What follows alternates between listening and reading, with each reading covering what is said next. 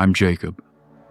In early January 2024, 10,000 people logged into their computers at Microsoft offices worldwide expecting a normal Thursday morning. By noon, they were staring at emails that would erase their futures. What happened over the next 72 hours would fracture the entire gaming industry and force Sony into a decision that would echo for years. Let me take you inside that moment. Phil Spencer, the head of Microsoft Gaming, walked into a room in Redmond, Washington on January 25th, 2024. He was about to announce something that even his own board had been wrestling with in private. Microsoft was cutting 10,000 jobs, nearly 9% of the company's workforce. But this cut was not distributed evenly across the vast Microsoft empire. It fell heaviest on the gaming division. Bethesda, the studio that had created Skyrim and Fallout, was about to lose hundreds of people. Obsidian, ZeniMax, the entire gaming segment that Microsoft had spent the previous decade and billions of dollars acquiring, was now being pruned back to bone. The numbers are almost unreal when you sit with them. Between acquisitions in 2021 and 2023, Microsoft had bought Bethesda's parent company ZeniMax Media for nearly $8 billion. They had absorbed studios across the world. They had made promises. And now, less than 3 years later, they were walking that back. Executives cited underperformance. They cited the need to streamline. What they were really saying, though it took weeks for anyone to fully articulate, was that the massive bet on gaming consolidation had not paid off the way they wanted. But here is what makes this moment important to understand. This was not a quiet layoff. This was not a studio closing that could be managed in a press release. This was the largest gaming industry layoff in history announced in real time on a Thursday, with employees finding out before the full story even reached the press.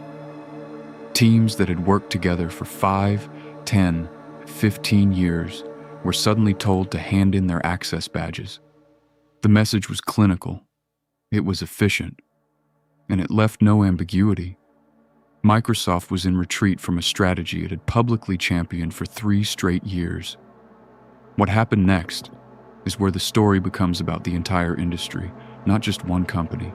Within days, the fallout spread like a system failure cascading through linked networks. Other studios began their own announcements. Embracer Group, which owns franchises like Saints Row, the Lord of the Rings licensing, laid off 1,400 people in February alone. Take-Two Interactive, the company behind Grand Theft Auto and Red Dead Redemption, announced cuts of its own.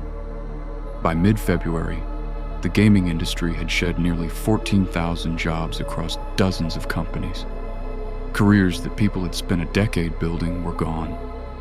Teams that had worked on titles in early development, years away from release, were dissolved entirely. But the most important question during this chaos was not about the layoffs themselves. It was about what happens next. And it was a question that Shoji Furukawa, the CEO of Sony, was asking in an office in Tokyo. Sony PlayStation had been, for the better part of 2 decades, the dominant force in home gaming. The PlayStation 5, released in 2020, had gradually taken market share from Xbox. But Microsoft's strategy, before the cuts, had been clear and threatening.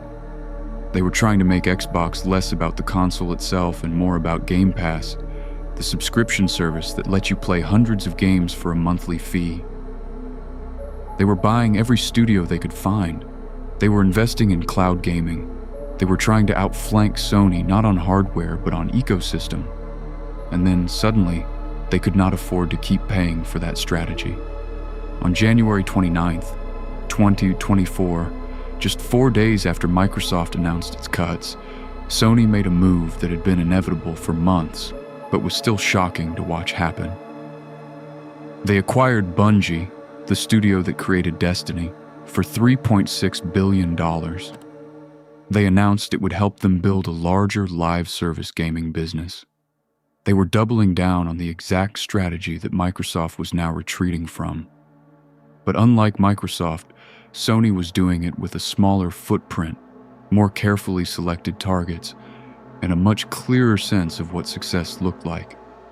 To understand what comes next, you have to understand what these two companies were actually fighting over. It was not just about who sells more consoles. It was about the future of how games themselves would be distributed and played. In 2019, when Xbox Game Pass launched in earnest, it seemed like a threat to everything Sony believed in. Game Pass let you play a massive library of games for $15 a month. It was subscription-based, not purchase-based. The economics of it seemed unstable, almost reckless, but Microsoft had committed to it. They had committed so fully that they were willing to buy 11 major studios to feed that strategy with exclusive content. By 2023 and early 2024, something had changed. The subscription model, as it turned out, was not as profitable as the traditional model of selling games. Live service games, which were supposed to keep players engaged and spending money indefinitely, had a massive failure rate. Most of them did not work. Players did not stay. The engagement models that sounded good in strategy meetings failed in the real world. Redfall, a game that Bethesda had been making, was widely considered a failure. Starfield, which launched in September 2023, had not performed as strongly as Microsoft had hoped. The strategy was crumbling from inside, and Microsoft needed to course correct. But Sony was not walking away from live services. They were being more selective. They had looked at Microsoft's spending, at the returns, and they had decided they could do it better. The Bungie acquisition meant they were betting on Destiny 2, which was already proven and profitable, and on Bungie's expertise in building online games that kept players coming back. It was a smaller bet than Microsoft's bets, but it was targeted. It was precise. It was a company that had watched another company spend too much and get too little, and had decided to act differently. The other dimension of all of this, though, is what it meant for the people working in gaming. The 14,000 jobs that vanished in the first 2 months of 2024 represented years of creative work, of problem solving, of people who had chosen to build their lives around making games. Many of them had moved to new cities, uprooted families, sacrificed salary, and established tech industries to work in games because they believed in what they were building. And then, because of a strategic miscalculation at a corporate level, they were gone. The industry had grown comfortable with the idea that it could keep hiring indefinitely, keep spending indefinitely, keep buying studios indefinitely. The market had finally said no, and when the market says no, it is workers who pay the price.